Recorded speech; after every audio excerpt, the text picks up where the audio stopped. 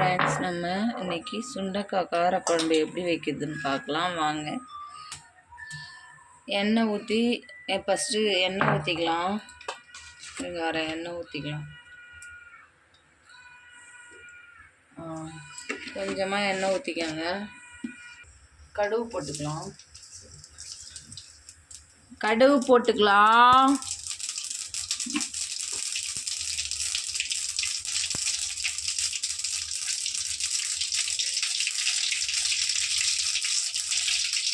கடுகு ஜீரகமும் போட்டிருக்கேன்.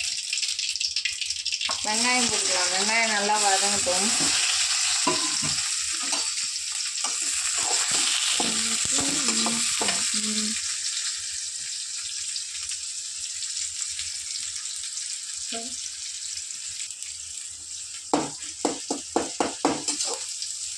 இன்னும் கொஞ்சம் நேரம் வதங்கணும். பச்சை வெங்காயம் வதங்கக்குள்ளே அது கூடவே பூண்டு நசுக்கி போட்டுக்கலாம்.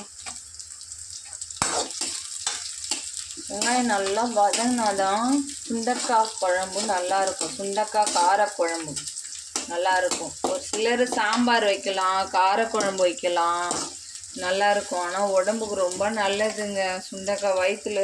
சாப்பிட்டா வயிற்றில் இருக்கிற பூச்சிலாம், சுகருக்கு நல்லது. வயிற்றில் இருக்க சின்ன சின்ன பூச்சிலாம் சாவும். அதுக்கு தான் சுண்டக்காய் குழம்பு வைக்கிறது.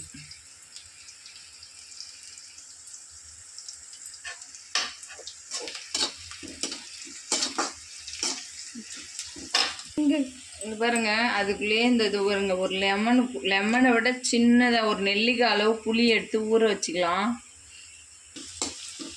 வெங்காயம் நல்லா வதங்கிடுச்சு. தக்காளி போட்டுக்கலாம். தக்காளி நல்லா வதங்கட்டும்.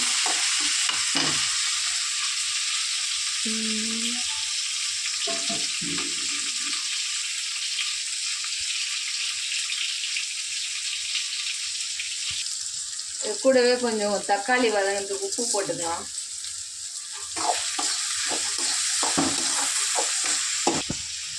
இந்த தக்காளி வதங்கக்குள்ளேயே இந்த சுண்டைக்காயை கொட்டிக்கலாம். நான் நல்லா நசுக்கி விதெல்லாம் எடுத்துகிட்டு வச்சுருக்கேன்.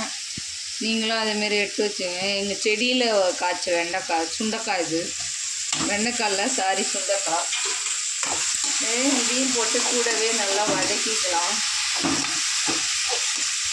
சுண்டைக்காய் வதங்கிடுச்சு. இதில் மிளகாத்தூள் உங்கள் காரத்துக்கு தகுந்த மாதிரி போட்டுக்கோங்க.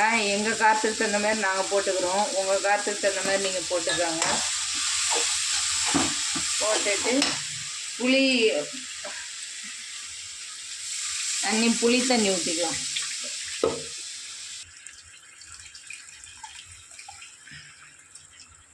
குழம்பு கொதிக்கட்டும். நல்லா சுண்டி ஒரு கரண்டி குழம்பு வரணுங்க. இப்போ தாங்க நல்லா டேஸ்ட்டாக இருக்கும் சுண்டக்காய் குழம்பு. ஃப்ரெண்ட்ஸ், சுண்டக்காய் குழம்பு கொதிச்சிச்சு. ஆஃப் பண்ணிடலாம். இங்கே பாருங்கள், இதுதான் சுண்டக்காய் குழம்பு எப்படி இருக்குது பார்த்தீங்களா? சாதத்துக்கு செம்ம சூப்பராக இருக்கும். சாப்பிட்லாமா? ஆஃப் பண்ணிடலாம். அவ்வளோதான், முடிஞ்சிச்சு. பிடிச்சிருந்தா லைக் பண்ணுங்கள், ஷேர் பண்ணுங்கள், கமெண்ட் பண்ணுங்கள், சப்ஸ்கிரைப் பண்ணுங்கள்.